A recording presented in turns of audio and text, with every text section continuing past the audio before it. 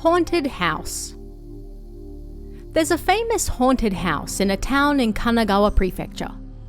6th graders Takeshi, Yuichi, Yutaka, Hiroshi, and Jiro decided to visit it to celebrate graduating.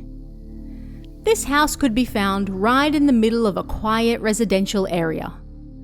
It was a large house with 3 floors, and it was surrounded by massive trees, so you couldn't tell what it looked like on the outside. The only thing you could see was part of the unassuming roof. Long ago, it was said that a doctor's family lived there. The examination room was on the 1st floor, and the 2nd and 3rd floors held rooms for patients so they could stay there too. But for some reason, the nurses never stuck around for long. When a new one started, it wouldn't be long until she disappeared. Rumours began to spread that the doctor was a creep and conducting human experiments. He would make people take strange medicine and tell them it was part of their examination. Or he would put people under and they would wake up to find stitches on various parts of their body. As such, people stopped visiting that doctor. And before long, he disappeared as well. Apparently, he had no relatives, and so the mansion was left abandoned and ravaged. It was even said that people who went inside that house never came back out again. There were 3 people who used to sleep at the station, but when they decided to sleep at that house during winter, they disappeared too. As such, even though they wanted to explore the building, they didn't want to do it at night. They decided to go after school while it was still bright. But on the day, they had various things to do at school, so it was already evening by the time they arrived. The path was still vaguely bright, but because the mansion was surrounded by trees, it was dark there. The front gate had a rusted lock, so they followed the tall concrete fence around and found one spot with a hole in it. It was low and close to the ground, and just big enough for one person to go through it. That hole was half covered from the inside with some scraps of cardboard. Alright, let's enter one by one from here. First, they lined their bags up against the fence. They would just get in the way, and in case something happened, people would be able to find them here. Their parents didn't know they were here after all. Inside was full of trees and weeds.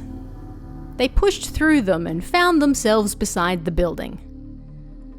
All of the window glass on the 1st floor was broken, but inside there were faded curtains so they couldn't see in.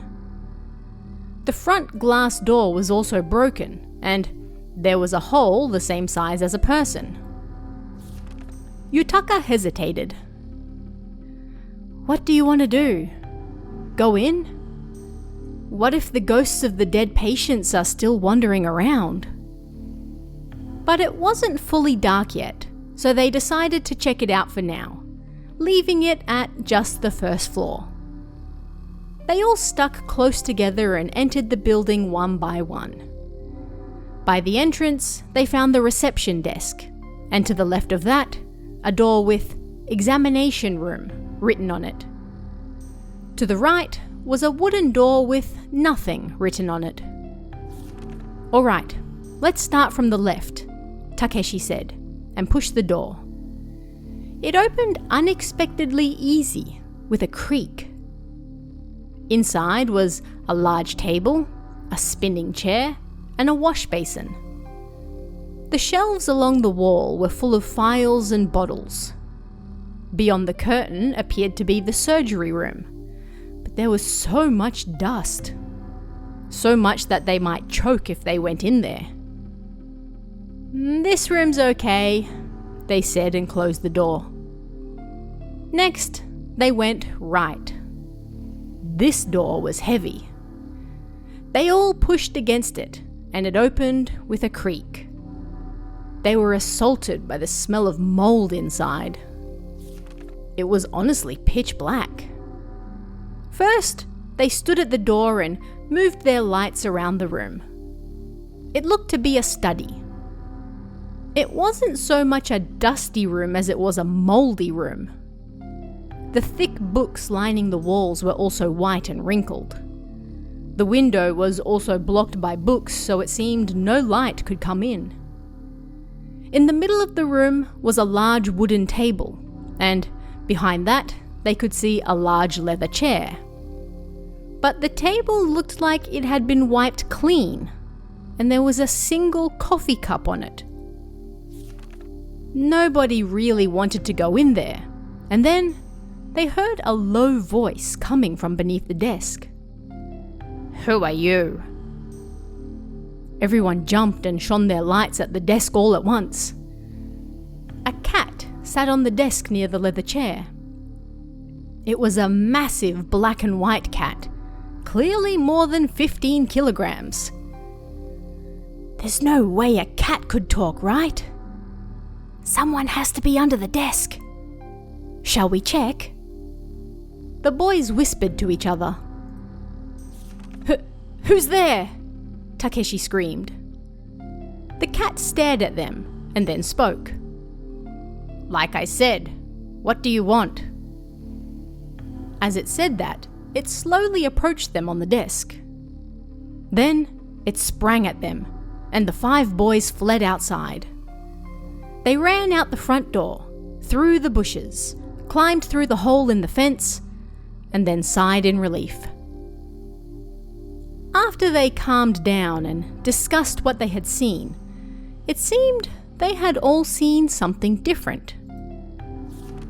That cat really did talk. Yeah, it really did.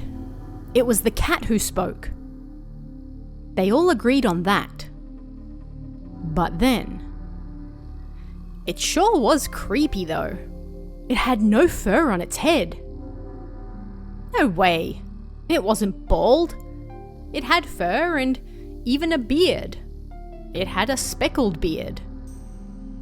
You're both wrong. It didn't have a beard, but it also wasn't bald. Its ears were what was strange. They weren't pointed, but round. Really? I didn't notice its ears or beard, but it was wearing glasses. It absolutely was. They were faintly silver-rimmed glasses, and I didn't notice it at first, but when we shone the light on it, they sparkled. The only thing they all agreed on was the eyes. They weren't a regular cat's eyes. They were human. But there was also one more thing. The thing like rubber hanging from its neck. Looking back on it now, it was no doubt a stethoscope.